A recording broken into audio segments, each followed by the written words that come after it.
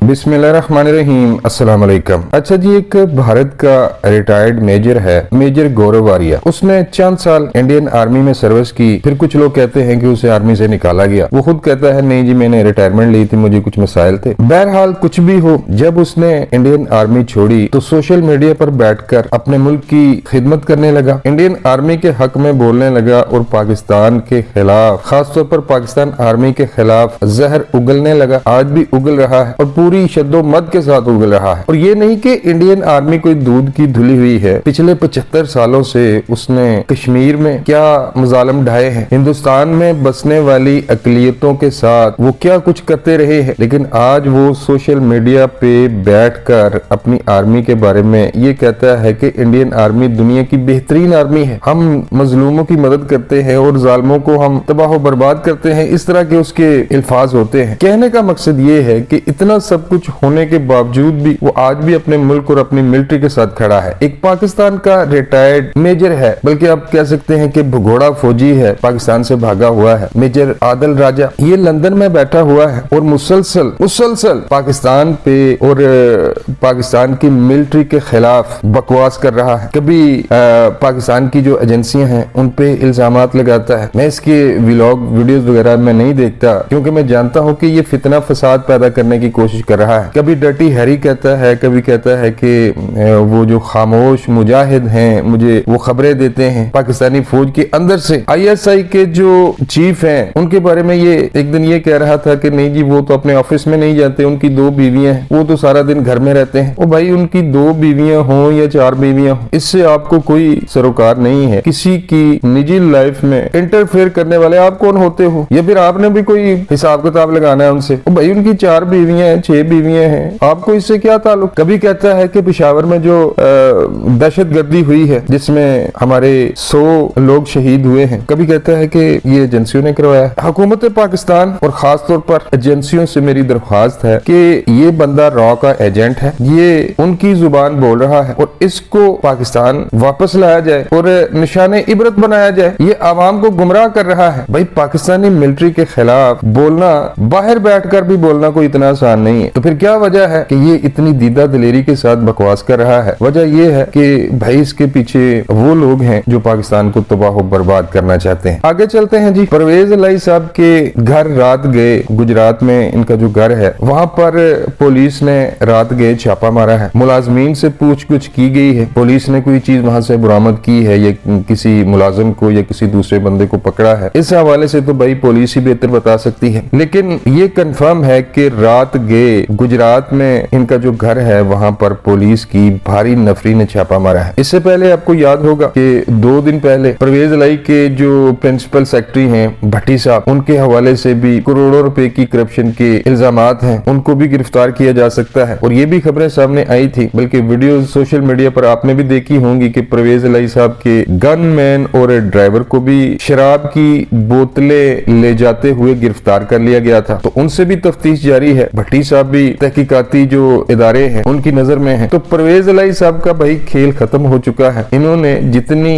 अयाशी करनी थी कर ली। और ये एक ऐसा सियासतदान है भाई, चौधरी शुजात साहब, वो तो अपने वालिद चौधरी जहूर इलाही की वजह से गुजरात के लोग उन्हें मोहब्बत करते हैं। जो चौधरी शुजात साहब हैं या फिर उनके जो साहबजादे हैं, तो अब देखेंगे कि वो आसानी के साथ वो अपनी आबाई नशिस्तें जीतेंगे। लेकिन अगर रही परवेज इलाही साहब की बात, तो परवेज इलाही साहब तो भाई जब से इन्होंने सियासत शुरू की है, ये तो शेख रशीद की तरह एस्टेब्लिशमेंट के मोरे रहे हैं और अपनी जुबानी मानते हैं कि मुझे तो पंजाब का वज़ीर आला जनरल बाजवा ने बनाया था। तो जब तक ये एस्टेब्लिशमेंट के साथ रहे, गुजरात से भी ये इलेक्शन जीते थे, भारी अक्सरियत से जीते थे, फिर इन्हें पंजाब का वज़ीर आला बनाया गया 2002 में, फिर इनको डिप्टी वज़ीर आज़म बनवाया गया, पंजाब असेंबली के ये स्पीकर भी रहे, PDM के साथ इनका मुआहदा हो चुका था। लेकिन जनरल बाजवा ने कहा कि नहीं जी, अब इमरान खान साहब के साथ मिल जाए, पंजाब की हुकूमत मैं आपको लेके दूंगा। तो जब तक ये एस्टेब्लिशमेंट के साथ थे, इनकी पांचों घी में और सर कड़ाई में था, इनके एस्टेब्लिशमेंट के साथ ताल्लुकात उस वक्त खराब हुए थे कि कहने वाले कहते हैं कि ताकतवर हलकों ने चौधरी परवेज इलाही साहब से ये कहा था कि चौधरी साहब आप असेंबली नहीं तोड़ेंगे, इसी में मुल्क का मफाद है। लेकिन चूंकि वो मोनस इलाही साहब हैं, मोनस इलाही साहब के बारे में ये कहा जाता है कि उन्होंने अपने वाले से ये कहा था कि आप मुझे ये बता दें कि आप मेरे साथ हैं कि आप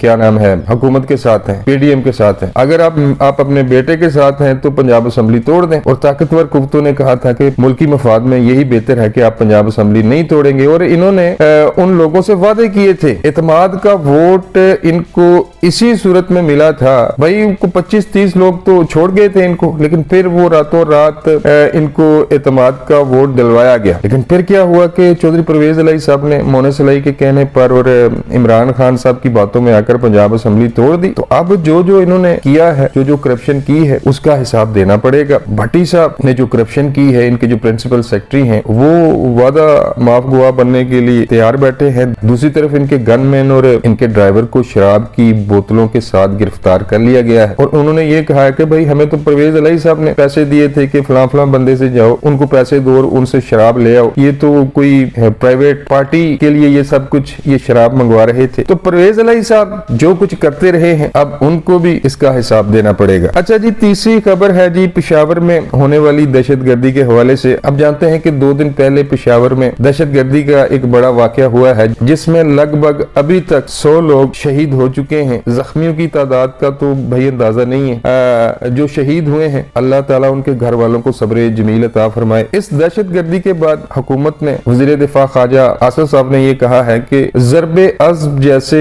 ऑपरेशन की दोबारा जरूरत है। कोर कमांडर कॉन्फ्रेंस भी हुई कल, उसमें भी कुछ बड़े डिसीजन लिए गए हैं। आपको याद होगा कि 2014 में भी दहशतगर्दों ने जब बगावत कर दी थी और पूरे पाकिस्तान में हमले करने का इन्होंने ऐलान किया था, तो उस वक्त पाकिस्तान मिलिट्री ने, पाकिस्तान फजाइया ने ज़रबे अज़्म नामी एक ऑपरेशन किया था। और वजीरिस्तान में किए गए उस ऑपरेशन में मिलिट्री ने इन फितनों को, इन मुल्क दुश्मन गद्दारों को, इन दहशतगर्दों का किला कमा कर दिया था, चुन चुन कर इन्हें मारा था मियां नवाज शरीफ साहब के दौर में। तो जो बचे कुचे लोग रह गए थे, इमरान खान साहब की जब हुकूमत आई KPK में और मरकज में, तो इमरान खान साहब ने तो भाई इनको जेलों से छोड़ा था, इन मुजरमों को, इन दहशतगर्दों को। और इमरान खान साहब तो इनके हक में बोलते रहे थे कि नहीं जी इनके साथ मुज़ाकरात करने चाहिए, बल्कि कर रहे थे इमरान खान साहब इनके साथ मुज़ाकरात। इमरान खान साहब तो इनके दफ्तर खुलवाने की बातें करते थे। 10 साल ये KPK में रहे, अयाशी करते रहे, मौजे करते रहे। वो अली अमीन घंडापुर और इस तरह के जो दूसरे लोग हैं, और वो KPK में दहशतगर्द अपनी जड़ें मजबूत करते रहे। भाई जब आप इन फितनों के हवाले से नरम गोशा रखोगे, जब इनको कुछ नहीं कहोगे, तो उन्होंने फिर दहशतगर्दी करनी है। तो फैसला ये किया गया है कि इन फितनों के आगे, इन दहशतगर्दों के आगे झुका नहीं जाएगा, बल्कि जैसे 2014 में वजीरिस्तान में ज़रबे अज़्म नामी एक ऑपरेशन किया गया था, उसी तर्ज का ऑपरेशन दोबारा भी किया जा सकता है। वीडियो के एंड में मैं ये कहना चाहता हूँ कि आज जो मुल्क के हालात है, मुल्क की मीशत तबाह बर्बाद हो चुकी है, मुल्क में सियासी अदम इस्तेहकाम है। पेशावर में दहशतगर्द जो खेल खेल रहे हैं, जिस तरह उन्होंने खून की होली खेली है, इन तमाम अवामल के पीछे अगर आप देखें तो जो जमान पार्क में छुपा बैठा है, ये दहशतगर्दों के हवाले से भी नरम गोशा रखता था। इसने मुल्क के सियासी हालात भी खराब किए हुए हैं। मुल्क की मीशत को डुबो कर, ये बनी गाला में छुप कर आवाम को गुमराह कर रहा है। जब तक इस बंदे को कानून के कटहरे में आप लोग नहीं लाओगे, ये बंदा मुल्क नहीं चलने देगा। अब तक के लिए बस इतना ही। मिलता हूँ किसी नए वीडियो में। अल्लाह निगहबान।